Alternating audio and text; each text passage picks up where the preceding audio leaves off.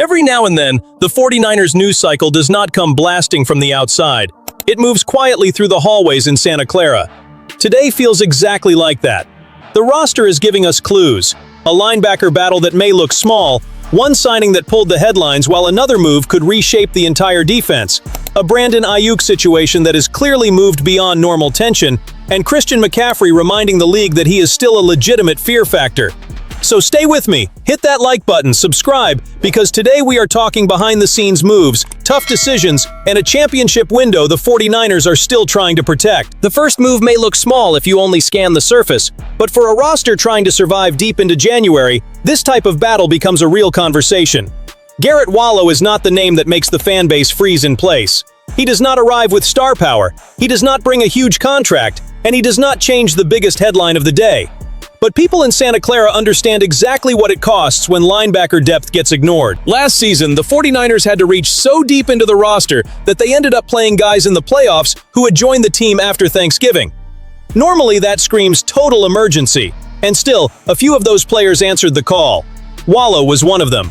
During the regular season, he barely appeared on the stat sheet, finishing with 4 combined tackles. But when the need kicked the door wide open, he started both postseason games and delivered 12 tackles. For a roster margin player, that is not just some random detail. That is a real calling card. The issue is, the linebacker room is not wide open. Fred Warner and Dre Greenlaw, if healthy, sit at the top with no real debate. Tatum Bethune has a strong case to be the third guy because he already showed value when he had to step in for Warner. Luke Gifford also has a clear path because of special teams, and that matters a lot when the coaching staff starts putting together the final roster spots. From there, the battle gets tight. Nick Martin was a little disappointing as a rookie, but giving up too soon on a player like that does not match a team trying to build real depth.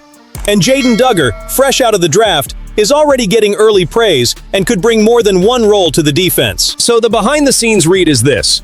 Wallow does not need to beat the entire room. He needs to convince the 49ers that when Plan A breaks down, he does not become panic. Maybe the most natural route is the practice squad. Maybe the final numbers leave only a tiny opening between him, Martin, and Jalen Graham. But if he puts together a strong camp, a clean preseason, and real special teams impact, that small opening can get bigger. Because last year taught a painful lesson. Contenders are not built only with beautiful starters on paper. They are built with hidden answers when the season starts asking uncomfortable questions. Pay attention to how this story feels like a closed-door meeting, where the public headline says one thing, but the internal obsession may be something completely different. Mike Evans joining the 49ers as an All-Pro, a future Hall of Famer, and a major weapon for the offense naturally takes over the conversation. It has shine, it has a massive name, and it gives direct help to a unit that needed more firepower. But when you look at what truly held San Francisco back in 2025, the conversation changes. The biggest wound was quarterback pressure. 20 sacks. That was the statistical bottom for a defense that, by 49ers standards, should never feel ordinary. Yes, losing Nick Bosa and Michael Williams to ACL injuries threw everything off. But the entire defensive line still fell below the standard this franchise demands. That is why the trade for Osa Odighizuwa might end up mattering even more than the loudest offensive addition of the offseason. Osa does not have to come in selling the dream of being a 15-sack monster. That is not who he is. In Dallas, he had 17 sacks over 5 years. His value lives in a different place. First step, motor, interior pressure, eating blockers, and creating chaos in the pocket. That type of player changes the protection math. The quarterback cannot just step up in the pocket to get away from Bosa if Odighizuwa is driving the middle of the line backward. And when protection starts caving in from the inside, Bosa gets cleaner lanes off the edge. That is where Raheem Morris becomes interesting. A coordinator who wants pressure needs pieces that connect with each other, not just isolated names on a depth chart. Odighizuwa can be that connector. He can make life easier for Bosa, take weight off Alfred Collins, and bring back that feeling of a coordinated defensive front, where one move creates the opening for another. For Collins, that is big too.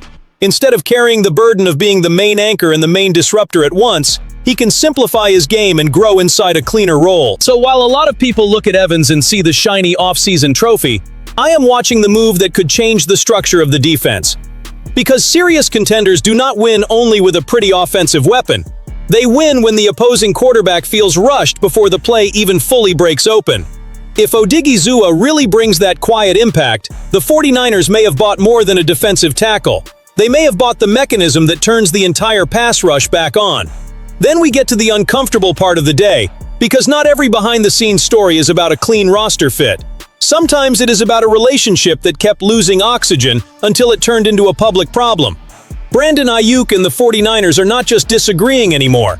This has become the kind of saga that drains energy, creates questions inside the building, and forces the franchise to decide how much drama can still fit on a team trying to chase a title. The history matters here.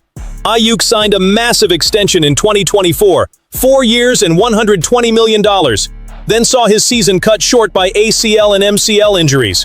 Up to that point, football is brutal, and nobody chooses to get hurt. The part that changed the tone was the rehab process. Based on the information out there, he allegedly failed to maintain regular communication with the medical staff, disappeared from the facility, and missed later rehab sessions. San Francisco responded by voiding the remaining guarantees over an alleged contract default, then later placed the receiver on the reserve/left squad list in December 2025 after he remained unreachable during the season. That is not small, and it is not simple either, because there is still the talented player, the one who produced almost 4,300 receiving yards and 27 total touchdowns in 69 games before the split became fully public. But there is also the cost of letting an emotional, financial, and disciplinary issue hang over the locker room. Colin Cowherd was harsh when he said the 49ers should cut bait, pointing to how the Rams moved on from stars dealing with injury or drama. The comparison stings, but it hits a real wound. A contender cannot spend forever trying to save every broken relationship. But John Lynch and company are not looking at this from a couch. There is a $33.5 million dead cap hit if they cut him. That number changes every conversation. Fans may want a clean solution, but the front office has to measure the cap impact, the depth, the internal precedent, and the message it sends to the roster. Still, when Aiyuk tries to force Washington, then burns bridges with Jaden Daniels and scares away possible interest, the question stops being only financial. It becomes about the environment. Faithful, tell me in the comments with a clear head, would you eat the dead cap to turn the page right now, or would you still wait for a less painful exit? I can understand both sides, but I will defend one thing without apologizing for it. The 49ers cannot allow one individual dispute to become a bigger shadow than the team's mission. The window is still open. The roster needs clarity, and right now the silence behind the scenes might be telling us that patience is much thinner than it looks. After talking about tension, contracts, and ugly decisions, it almost feels like fresh air to remember the 49ers still have one of the toughest players to defend in the entire NFL. And I say that carefully with Christian McCaffrey, because once a running back reaches 30, the whole league starts searching for signs of decline. Age, volume, wear and tear, accumulated snaps, too many touches. That conversation always begins, but McCaffrey keeps forcing everyone to treat normal logic like the exception. Pro Football Focus ranked McCaffrey 4th among running backs heading into the 2026 season. ESPN, in a survey with executives, coaches, and scouts, also kept him at number 4. That matters because this is not just Niners fans protecting their own guy. This is people around the league looking at the same player, seeing the age on the record, and still saying, this man is an elite weapon. The reason is in the details that break defenses. McCaffrey led all running backs with 924 receiving yards in 2025. It was the 4th time in his career that he finished at the top of the position in that category. All time, he is already at 5,390 receiving yards, 6th most ever among running backs. That is not just a pretty number. It changes defensive calls. Linebackers cannot relax. Safeties have to hesitate. Defensive coordinators have to choose between protecting the box, paying extra attention to the short game, or leaving space for another weapon to attack. And he did not become just a receiver in disguise. On the ground, he cleared 1,000 yards for the 5th time in his career, finished with 1,202 rushing yards, 10 rushing touchdowns, and ranked 7th in the NFL with 859 yards after contact. Add 102 receptions, 7 more receiving touchdowns, and 413 total touches from scrimmage. That volume is ridiculous. The concern about wear is fair, but the production is impossible to ignore. Behind the scenes, the question for the 49ers should be less, is he still great? And more, how do you stretch this impact without squeezing him all the way to the limit? Because McCaffrey is the engine, but a contender's engine has to arrive intact when the schedule gets cruel. The answer may be better use of depth, smarter workload peaks, and preserving what makes him rare: the ability to turn an ordinary play into a tactical problem for 11 defenders. There is another good signal in this story too. Jordan Mason and Brian Robinson Jr., two of his former backups in San Francisco, showed up as honorable mentions in the PFF ranking. That says the running back room had a standard, had influence, and had development. But the center of the table is still McCaffrey. As long as he is playing at this level, the 49ers offense does not walk onto the field with only a running back. It walks in with a living puzzle. And for a team trying to finish the job, that kind of piece still changes the ceiling of the season. When you pull the whole thing together, today's script is not really about 4 separate stories. It is about a franchise trying to act like a contender in every detail. Deciding whether Garret Wallow is worth a hidden roster spot. Understanding that Osa Odighizuwa might be the gear that brings fear back to the pass rush. Resolving the Brandon Aiyuk shadow before it gets too heavy. And protecting Christian McCaffrey as a central weapon, not an endless resource. That is how a title window gets defended behind the scenes.